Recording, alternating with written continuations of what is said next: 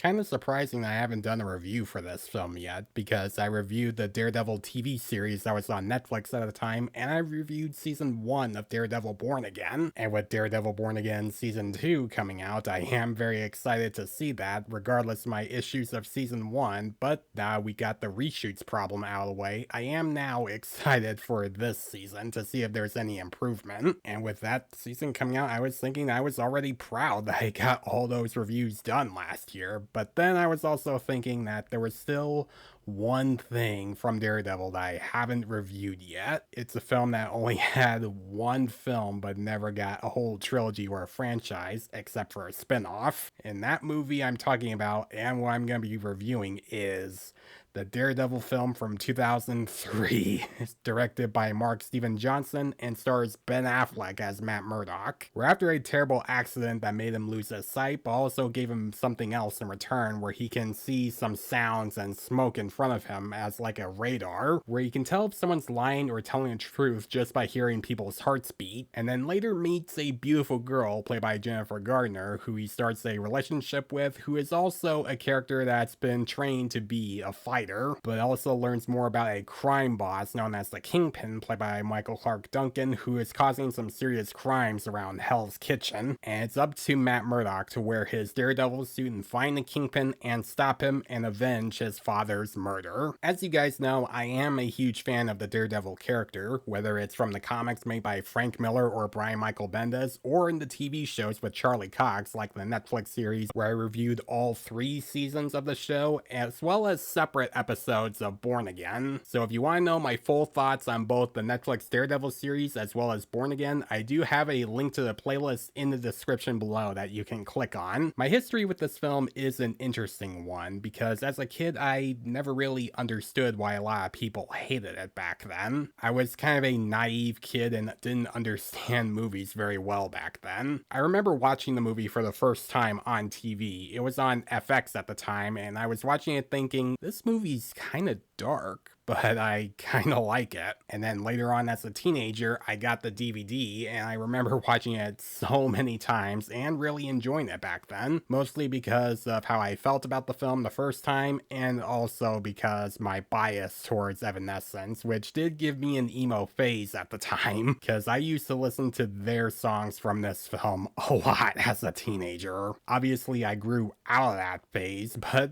that was the time back then I used to do that. But of course, as time went by and I got older, I started to see more of the cracks, and they gotten worse and worse for me as I got older. Now, this isn't an awful movie. I don't think it's one of the worst comic book films of all time like a lot of people do, because it does have a few redeeming qualities.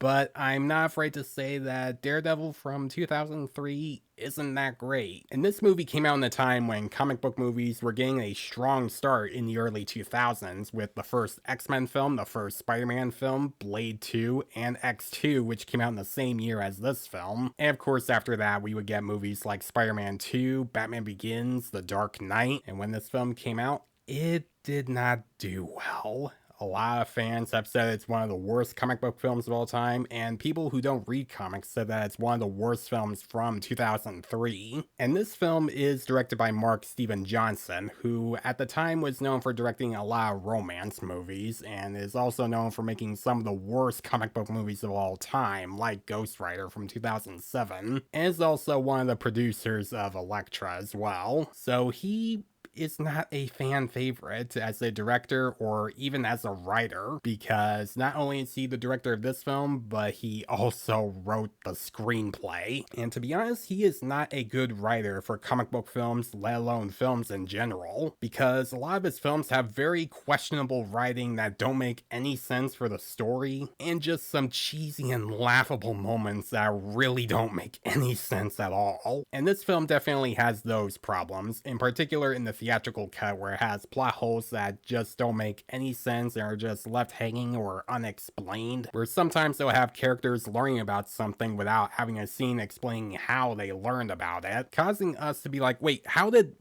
how does that work? Like, how does that make any sense? How does this character know this is happening? This movie has a lot of that, and it's a lot of stuff that the director's cut had to cover, which we are going to be covering both the theatrical cut and the director's cut, by the way. But what also makes this film not good is with the CGI. This movie has a lot of CGI moments that not only look dated, but look very cartoony. I know this movie came out in 2003, and CGI was new at the time, but this movie had so much where I can't help but think that it looks cartoony, and to be honest, with how this film turned out when it was released, I don't think the CGI was praised at that time. I mean, were there people seeing Daredevil in the theater thinking, wow, this CGI is really good. It's very convincing. It doesn't look fake at all.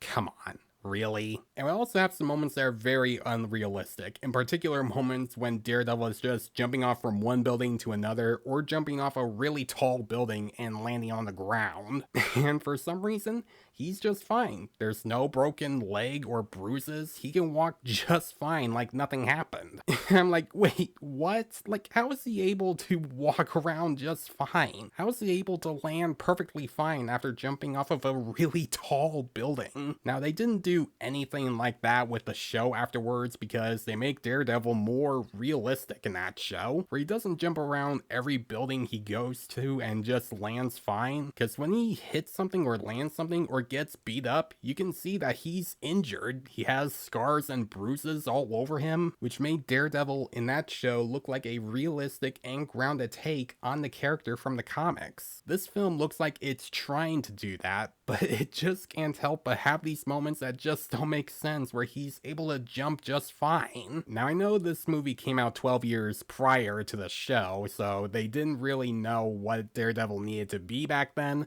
but I just can't help but compare the two, where just those moments where he's doing that don't even work, but what also doesn't hold a candle compared to the show are in the action sequences. Sure, maybe the action sequences in Born Again aren't the greatest, but at least they didn't have like a strobe light happening in one of those scenes, because this movie has scenes where a strobe light is happening while a big fight scene is going on, and you can barely see what's happening. And they would also use some weird cuts for some of them, like they would either use too many cuts or just use them to hide poor stunt work. But what also doesn't make the action sequences or the CGI work is that it feels like it's trying to copy off The Matrix, because this movie came out 4 years before The Matrix, and a lot of films from the early 2000s were trying to be like The Matrix, where that film had a lot of choreographed action sequences and a similar style to their action with a lot of slow-mo, which makes this film feel more like a copy of The Matrix instead of its own film. But what also doesn't make the action work is that this movie would have like a lot of rock and gothic music playing in the background from bands like Drowning Pool and Evanescence, which honestly I do like listening to those, but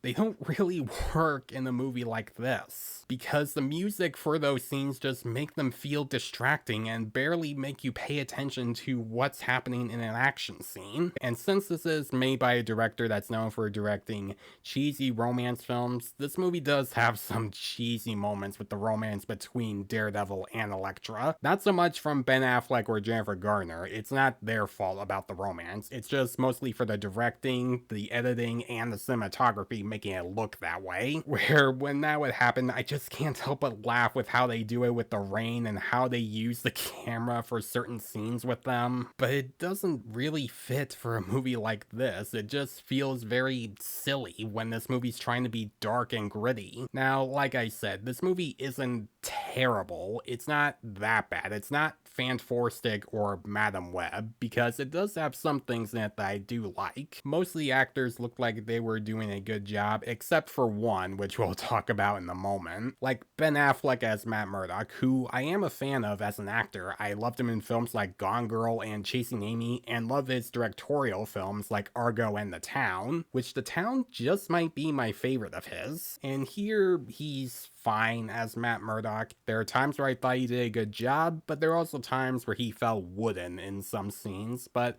overall, I thought he was fine. He's no Charlie Cox, but for what he got, he worked for me as Daredevil. And I also thought Jennifer Garner was okay as Elektra. They do have some moments where you do see their chemistry blossoming. Like if you overlook like some of the cheesy moments with the editing and the direction and the cinematography and just look at their performances, they do have nice chemistry together. You definitely buy into them as a couple. In fact, these two were actually dating at the time after this movie came out, so that helped. I like Joe Pantoliano as Ben Urich, a reporter that's trying to learn who Daredevil is and is trying to figure out who the Kingpin is as well. JonFavreau is good as Foggy Nelson, although it's kind of funny seeing him in this movie, because after he was in this film with Ben Affleck's Daredevil, 18 years later, he was in Spider-Man No Way Home with Charlie Cox's Daredevil. So it's kind of funny seeing JonFavreau in two films with two different Daredevils. Michael Clarke Duncan was good as Kingpin, even though I still like Vincent D'Onofrio's version more, but with Michael Clarke Duncan as the Kingpin, he worked for me. Rest in peace. And there were times where I thought that his Kingpin was menacing, mostly from the director's cut. Now, Ben Affleck gets a lot of hate for his performance in this film, and I'm gonna be honest, he's not the worst part of this movie.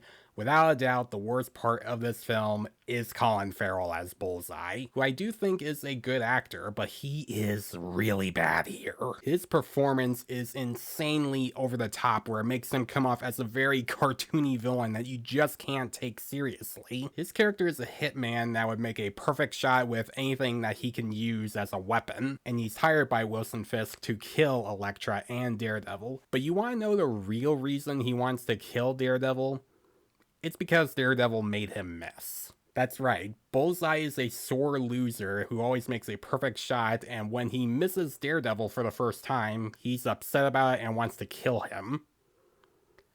What a baby. But back in the positives, there are some cool moments when we see Matt's point of view of what he's seeing, where he would see some sounds coming from a radio somewhere and would also get smoke in his face to help him see what he's looking at, and would also use some water, mostly from the rain, to help him see better. So those moments, I will admit, were kind of cool. Obviously, the show didn't really do much of that, but this film does a lot of that, and it does have some moments where I thought, okay, that's actually pretty cool. And like I said earlier, this movie had some plot holes that didn't make sense in the theatrical cut, but the director's cut does make some sense with some of it. Like the director's cut has this one subplot involving this one character played by Coolio that's supposed to tie everything together and get the characters to understand who the Kingpin is, and rest in peace to Coolio as well. So if you've seen the theatrical cut and you were annoyed by some of those plot holes, the director's cut does help fix some of those issues. Man, this movie could have been so much better if it was given to the right hands.